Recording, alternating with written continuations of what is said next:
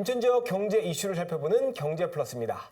총선 공약을 점검하고 있는데요. 오늘은 소상공인 지원 정책을 알아보겠습니다.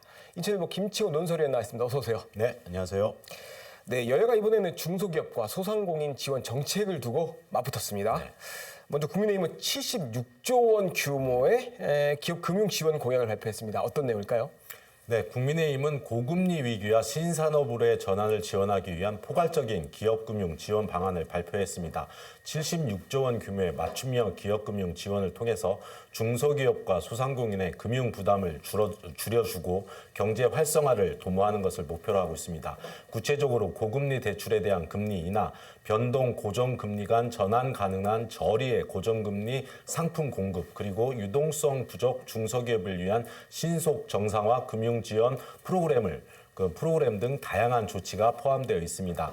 국민의힘과 정부는 신산업 전환을 위해 필요한 대규모 시설 투자 지원에도 비중을 두고 있는데요. 이를 통해서 반도체, 2차 전지 등 첨단 산업 분야에 대한 투자를 촉진하고 유통기업과 초격자 주력 산업에 대한 지원도 아끼지 않을 계획입니다. 이와 함께 코로나19로 피해를 입은 소상공인과 자영업자를 위한 새 출발 기금을 통해서 신용 회복을 지원하고 골목상권 소상공인의 매출 증대를 위해서 온누리 상품권 발행 목표 확대 및 소득공제 신설을 제안하고 있습니다. 네, 76조 원이면 어마어마한 규모인데 예산을 금융 쪽으로 많이 지원한다 이렇게 볼 것 같습니다. 맞습니다. 더불어민주당도 소상공인과 자영업자를 위한 공약을 발표를 했죠. 어떤 내용이 담겼습니까?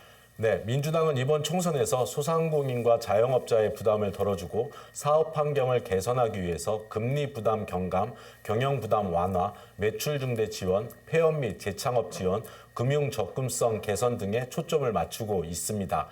구체적으로 금리 부담 완화를 위해서 소상공인 대상의 정책 자금을 크게 높이고 저금리 대환대출 예산을 확대할 계획입니다. 또한 지역화폐와 온누리 상품권 발행을 확대해서 소상공인의 매출 증대를 지원할 예정에 있습니다. 폐업 후 빠른 시간 내에 재개할 수 있도록 폐업 지원금을 최대 1천만 원까지 지원하고 폐업 시 발생하는 대출금에 대한 일시적 상환 유예를 제공해서 재창업의 기회를 넓히고자 합니다. 온라인 시장에서의 공정한 거래를 보장하기 위해서 온라인 플랫폼법을 제정하고 소상공인의 금융 지원을 강화하기 위해 소상공인 전문은행 도입을 약속하고 있습니다. 역시 금융 지원인데 지역화폐라든지 온누리 상품권 이걸 확대한다는 것도 좀 눈에 띕니다. 자, 세부적인 내용에는 차이가 있습니다만 거대 양당의 예금자 보호 한도를 상향해야 한다 이런 데는 한 목소리를 내고 있습니다. 사실 관련법이 지속적으로 발의가 됐고 국회에 계류 중인 게 또 있습니다. 이런 논의가 처음이 아니란 얘기인데 네, 맞습니다. 이번에 진전이 있을까요? 네, 현재 국회에서는 예금자 보호 한도를 상향하는 내용을 담은 법안이 모두 12건 계류 중에 있습니다. 예금자 보호 한도는 금융기관의 파산 등으로 인해서 예금을 잃을 위험이 있는 소비자를 보호하기 위한 제도입니다. 현재는 1인당 최대 5천만 원까지 보호하고 있는데요. 경제 규모가 어마어마하게 커졌고 금융 환경의 변화를 고려할 때 이 한도는 소비자 보호 측면에서 부족하다는 지적이 지속적으로 제기되어 왔습니다. 국민의힘은 이러한 문제 의식을 반영해서 서민, 소상공인, 새로희망 공약을 통해 예금자 보호 한도를 현행 5천만 원에서 1억 원으로 상향 조정하겠다는 계획을 발표했습니다. 더불어민주당 역시 예금자 보호 한도 상향의 필요성에 공감을 했고요. 정부와 여당이 적극적으로 나선다면 신속한 조치가 가능하다는 입장을 밝혔습니다. 이는 양당이 예금자 보호를 강화하려는 공동의 의지를 가지고 있음을 시사하는데요.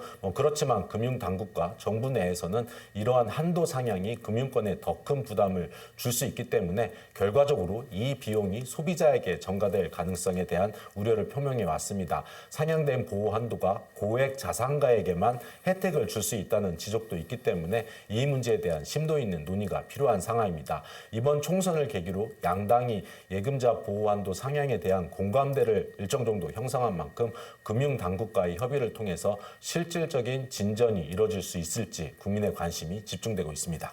네, 지금 5천만 원 정도까지 예금이 보호되는 거잖아요. 네네. 이걸 이제 1억으로 확대하는 거에 대해서 양당이 합의를 했다. 합의라기보다는 일정하게 공감대가 형성이 되어 있고 그쵸? 이거를 법안으로 처리해야 되기 때문에 당장 총선까지는 안 되겠지만 총선 후에 일정하게 공감대가 형성되면 상향될 가능성이 높다라고 할 수 있겠습니다. 그렇죠. 민주당에서는 지금 당장 2월 국회 처리하자 뭐 이런 얘기도 나오는 것 같은데 여야가 앞다퉈서 소상공인과 중소기업 그 공약을 내놓는 거는 참 바람직해 보입니다. 네, 그럼에도 불구하고 총선용 공약 남발 아니냐 뭐 이런 지적도 있습니다. 이유가 뭘까요? 네, 맞습니다. 최근 여야 간 소상공인 및 중소기업 지원 공약 경쟁이 치열해지면서 총선용 공약 남발이라는 지적도 제기됐습니다. 여야가 제기한 공약들은 대체로 재원이 상당히 많이 필요한 구조로 되어 있습니다. 전문가들 사이에서는 이러한 공약들이 선거를 앞두고 유권자의 표심을 얻기 위한 선심성 공약으로 비춰줄 수 있다는 지적도 하고 있습니다.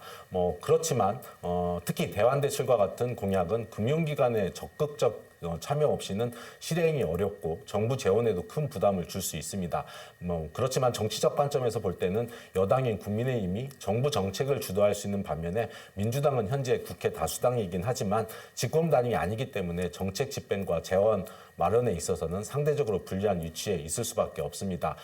제 개인적인 생각이지만 여야가 제시한 소상공인 및 중소기업 지원 공약은 그 취지와 목적이 분명합니다. 선거 이후에 정부와 국회가 어떻게 협력해서 이 공약들을 현실화할 수 있는지에 대해서 심도 있는 논의가 필요해 보입니다.